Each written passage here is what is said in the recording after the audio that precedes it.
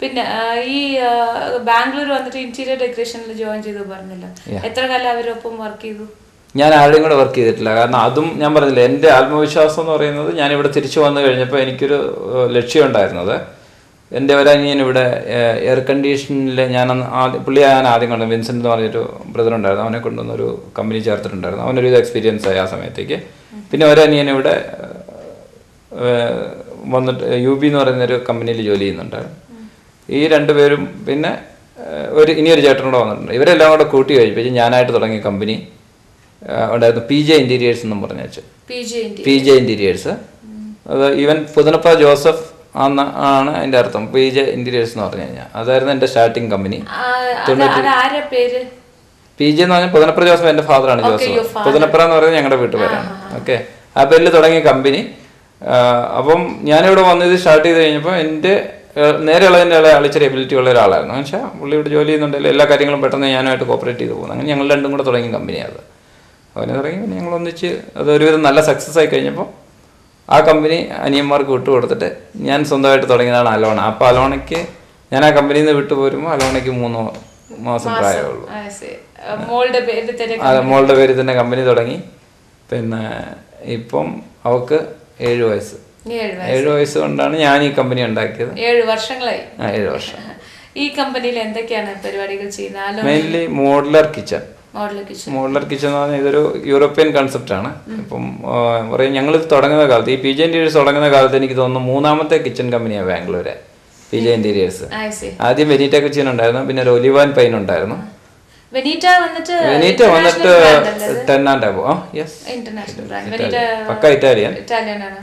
Same concept തന്നെയാണ് നമ്മളും ചെയ്യുന്നത്, വ്യത്യാസമൊന്നുമില്ല. പക്ഷെ എന്നാ ഇത് എന്നാന്ന് വെച്ചാൽ നമ്മൾ ഇച്ചിരി ഇന്ത്യനൈസ് ചെയ്തു. കാരണം എന്ന് വെച്ചാൽ ആ കോസ്റ്റ് സാധാരണക്കാർക്ക് താങ്ങാൻ പറ്റാത്തത് കൊണ്ട് 7 lakhs above ആണ് ആവറേജ് ഒരു വെനീറ്റ കുസിന്റെ കിച്ചൺ. സെയിം ടൈം നമ്മൾ 2 lakhs plus ആണ് കൊടുക്കുന്നത്. ട്രഡീഷണൽ കൺസെപ്റ്റ് ഒക്കെ ആഡ് ചെയ്തു. ട്രഡീഷണൽ ഓഫ്കോഴ്സ് ഇന്ത്യനൈസ് ചെയ്തെന്ന് പറയുമ്പോൾ എല്ലാം ഉണ്ടല്ലോ അതിനകത്ത്. ഈവൻ ട്രഡീഷണൽ, അതുപോലെ പിന്നെ ഈ പക്ക യൂറോപ്യൻ സ്റ്റൈലിന് പോയി കഴിയുമ്പം അവരുപയോഗിക്കുന്ന മെറ്റീരിയൽ തീർച്ചയായിട്ടും ഇന്ത്യൻ കൾച്ചറിൽ ഉപയോഗിക്കാൻ പറ്റില്ല. കാരണം നമ്മൾ മാക്സിമം വെള്ളം യൂസ് ചെയ്യുന്നതാണ്. അപ്പോൾ ഇന്ത്യൻ കിച്ചണിൽ വെള്ളം മാക്സിമം യൂസ് ചെയ്യുമ്പോൾ അത് സ്പോയിൽ ആയി. Same time Indian material like പ്ലൈവുഡൊക്കെ എന്ന് പറഞ്ഞു കഴിഞ്ഞാൽ ഒരു 10-15 വർഷം ഇട്ടാൽ ഒന്നും ആകത്തില്ല. അവരുപയോഗിക്കുന്ന പാർട്ടിക്കൽ ബോർഡ് എന്ന് പറയുന്ന സാധനം, ആ സാധനം വെള്ളം തൊട്ട് കഴിഞ്ഞാൽ അന്നേരം ഇതായി പോകും, സ്പോയിലായി പോകും. പിന്നെ ഇന്റീരിയേഴ്സ് ചെയ്യുന്നുണ്ടല്ലോ, എന്തൊക്കെ കൈൻഡ് ഓഫ് ഇന്റീരിയേഴ്സ് ആണ് ചെയ്യുന്നത്? എല്ലാം bedrooms, dining, kitchen, A to Z. ഇപ്പൊ സേ ഫോർ എക്സാമ്പിൾ നമ്മൾ ഇവിടെ അകത്ത് കയറിയപ്പോ തന്നെ ഈ ഒരു ഹാൾ എന്ന് നോർമലി പല വീട്ടിലും കാണാറുണ്ട്, വലിയൊരു ഹാൾ കാണുന്നത്. പക്ഷെ ആക്ച്വലി വലിയ ഹാൾ ഇസ് നോട്ട് എസെൻഷ്യൽ. നമുക്ക് living room is entirely different, അല്ലെങ്കിൽ ബെഡ്റൂം. ഇപ്പൊ ഞങ്ങൾ കയറിയ വഴിക്ക് ഈ കാണുന്ന സ്പേസ്, ഇപ്പൊ നിങ്ങളുടെ ഒരു ഫുൾ ഒരു ഏരിയ വന്നിട്ട് കംപ്ലീറ്റ് TVയും പിന്നെ ഇങ്ങനത്തെ ഷോക്കേസ് ആയിട്ട് പല സ്ഥലത്തും കാണാം. നമ്മൾക്ക് TVക്കായിട്ട് സെപ്പറേറ്റ് ഒരു ഏരിയ വെച്ചിട്ടുണ്ടാവും, ഷോക്കേസിന് സെപ്പറേറ്റ് ഏരിയ വെച്ചിട്ടുണ്ടാവും. ഒരു ഹൗസിന് സേ ഫോർ എക്സാമ്പിൾ ഒരു ചെറിയ ഹൗസ് ആണെങ്കിൽ 1000 square feet 200 square feet ഉള്ള വീടുകളൊക്കെ ഇന്റീരിയറിൽ ഏതൊക്കെയാണ് ആദ്യം ശ്രദ്ധിച്ചിരിക്കേണ്ട കാര്യങ്ങൾ? Because interior is very important four A house. അപ്പൊ എങ്ങനത്തെ കാര്യങ്ങളാണ് അവർ ശ്രദ്ധിക്കുന്നത്? തീർച്ചയായിട്ടും ലിവിംഗ് ഏരിയ ആണ് ആദ്യം ആൾക്കാർ ശ്രദ്ധിക്കുന്നത്. ലിവിംഗ് ഏരിയയില് ക്രോക്കറി യൂണിറ്റ്, TV സ്റ്റാൻഡ്, ഇതൊക്കെയാണ് എല്ലാവരും ശ്രദ്ധിക്കുന്ന ഒരു കാര്യം എന്ന് പറഞ്ഞാൽ ഈ 2-3 കാര്യങ്ങളാണ്. പിന്നെ 3ാമത്തെ സാധനം എന്ന് പറഞ്ഞാൽ കിച്ചൺ. കിച്ചണിൽ ഫസ്റ്റ് ഓഫ് ഓൾ ലേഡീസ് വന്നാൽ കിച്ചണിലേക്ക് പോകും. അപ്പോൾ എല്ലാവരും ഏറ്റവും കൂടുതൽ ശ്രദ്ധിക്കുന്നത് കിച്ചണാണ്. ഒരു വീടിന്റെ കിച്ചൺ ബ്യൂട്ടിഫുൾ ആയിരിക്കണം, ഏറ്റവും യൂസ്ഫുൾ ആയിരിക്കണം, മാക്സിമം സ്പേസ് യൂട്ടിലൈസ് ചെയ്തിരിക്കണം. ഇതവർ ശ്രദ്ധിക്കും. പിന്നെ അത് കഴിഞ്ഞാലാണ് ഈ ക്രോക്കറി യൂണിറ്റും അല്ലെങ്കിൽ ലിവിങ് ഏരിയ ഒക്കെ ആൾ കയറിയുള്ളൂ. പിന്നെ കിഡ്സ് റൂം, ഇപ്പം എല്ലാവർക്കും മസ്റ്റാണ് കിഡ്സ് റൂം, കളർഫുൾ ആയിരിക്കണം. പക്ഷേ ഇതിൽ നിന്നൊക്കെ എൻ്റെ വീട് ഞാനൊരു പ്രത്യേകം ഞാൻ പറയാമല്ലോ, ഞാൻ അങ്ങനെ ഒരു കൺസെപ്റ്റ് എൻ്റെ വീട്ടിൽ ചെയ്തിട്ടില്ല. ആക്ച്വലി സാധാരണക്കാരൻ്റെ വീടാണ് എൻ്റെ വീട്. ഇവൻ ഞങ്ങൾക്ക് ഏതാണ്ട് 2400 square feet സൈറ്റ് ഉണ്ട് ഇവിടെ. ഞങ്ങൾ പകുതിയെ കെട്ടിയിട്ടുള്ളൂ. റെസ്റ്റ് ഞങ്ങൾ പുറത്ത് വിട്ടു. അതിനെ തെങ്ങും പിന്നെ മാവ് അങ്ങനെയുള്ള ഞങ്ങളുടെ കേരള ഫ്രണ്ടിലാണെങ്കിൽ ഞങ്ങൾ കുറച്ച് സ്ഥലം വിട്ടു. കാരണം റോഡുമായിട്ട് കുറച്ച് അകലം വിട്ട് കുറച്ച് ചെടികളൊക്കെ വെക്കാൻ. അതൊരു കൺസെപ്റ്റ്. ഞാൻ അതിനെ ഇന്റീരിയറിനെ കഴിഞ്ഞ് എനിക്ക് എക്സ്റ്റീരിയറിലേക്കാണ് ലുക്ക്. കാരണം നമുക്ക് ഇന്നലെ നാളെ ഇത് ഈ ഏരിയ ഒരു സിറ്റി ആയി കഴിയുമ്പോൾ ഒരു ഫ്രഷ് എയർ കിട്ടണമെങ്കിൽ ചുറ്റുവട്ടം ഗ്രീനറി ആയിരിക്കണം. 1000 സ്ക്വയർ ഫീറ്റോളം സ്ഥലം ഇവിടെ വിട്ടിട്ടുണ്ട് ഞങ്ങൾ. അപ്പം കംപ്ലീറ്റ് ഒരു ചെറിയ പട്ടിക്കൂടും കാര്യങ്ങളൊക്കെ അവിടെ ഉണ്ട്. പിന്നെ ഞങ്ങൾ തത്ത വളർത്തുന്നുണ്ട്. മാക്സിമം എന്താ പറയാ ആനിമൽ ലവർ. റാബിറ്റ് ഒക്കെ ഉണ്ടായിരുന്നു. ഇപ്പം കുട്ടികൾ സ്കൂളിൽ പോകാൻ തുടങ്ങിയപ്പോൾ ഞാൻ വേറെ ആൾക്ക് കൊടുത്തത്. ഇപ്പൊ നോർമലി ലൈക്ക് ഇപ്പൊ നിങ്ങൾ പറഞ്ഞല്ലോ നിങ്ങളുടെ കുടുംബത്തില് അല്ലെങ്കിൽ നിങ്ങളുടെ കൂടെ ജനിച്ച ഒപ്പം 9 പേരുണ്ടായിരുന്നു.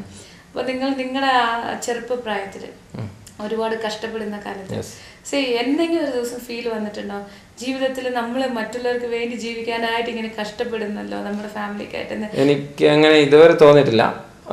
കാരണം എന്താ വെച്ചാൽ ഞാൻ പറഞ്ഞില്ല, എൻ്റെ ഉന്നമെന്ന് പറയുന്നത് എൻ്റെ കുടുംബം രക്ഷപ്പെടുത്തുന്നത്, ഞാൻ രക്ഷപ്പെടുന്നതിനേക്കാൾ ഉപരി എനിക്ക് സക്സസ് ആയിട്ടാണ് തോന്നുന്നത്.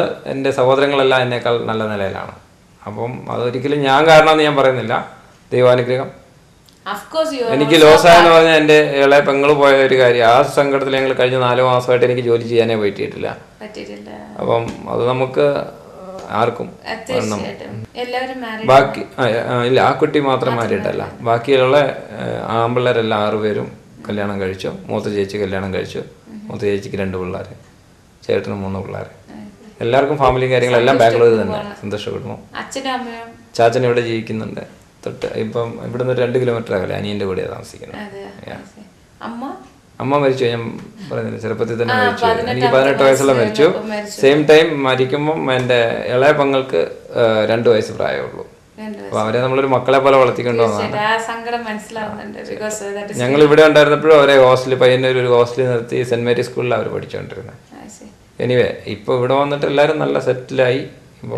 നിങ്ങൾ ചെയ്ത ആ ഒരു സാക്രിഫൈസ് അല്ലെങ്കിൽ നിങ്ങൾ ആ പ്രായത്തില് മറ്റുള്ളവർ സന്തോഷിക്കേണ്ട ആ പ്രായത്തില് അല്ലെങ്കിൽ ആ ഒരു ടീനേജില് എല്ലാ കുട്ടികളും സന്തോഷിക്കുന്ന അതൊക്കെ വിട്ടിട്ട് സാക്രിഫൈസ് ചെയ്ത കുടുംബത്തിന് വേണ്ടി അതിന്റെ നന്മ എന്നും ഉണ്ടാവും. തീർച്ചയായിട്ടും ഞാൻ അതിനകത്ത് സമയം ഉണ്ടെങ്കിൽ ഞാൻ പറയാം. ഒരു കുഴപ്പമില്ല. തീർച്ചയായും എനിക്ക് 100% സാറ്റിസ്ഫൈഡ് ആണ്. കാരണം ഞാൻ എപ്പോഴും പറയും എൻ്റെ സുഹൃത്തുക്കളോട്, കാരണം നമ്മുടെ തലമുറ കഴിഞ്ഞ ഞാൻ 71 ജനിച്ചതാണ്. 71 to 2010 കിട്ടിയൊരു തലമുറ ഇനി കിട്ടാനും പോകുന്നില്ല, കഴിഞ്ഞ കാലത്ത് കിട്ടിയിട്ടുണ്ടാവില്ല. പക്ഷെ പ്രത്യേകിച്ച് എന്നത് പറയാൻ, എൻ്റെയൊക്കെ ചെറുപ്പത്തിൽ ഒരു 5 വയസ്സ് തൊട്ട് തന്നെ ഞാൻ പറമ്പിലിറങ്ങി കളിക്കുമായിരുന്നു. കളിക്കുകയല്ല കിളയ്ക്കുമായിരുന്നു. പിള്ളേർ കളിക്കും, പക്ഷെ ഞങ്ങൾ കിളയ്ക്കുമായിരുന്നു. എന്ന് പറഞ്ഞാൽ കപ്പ, ചേമ്പ്, കുരുമുളക്, ഇതുപോലെ എല്ലാ ജോലികളും ചെയ്തുകൊണ്ടിരുന്ന ഒരാളാണ്.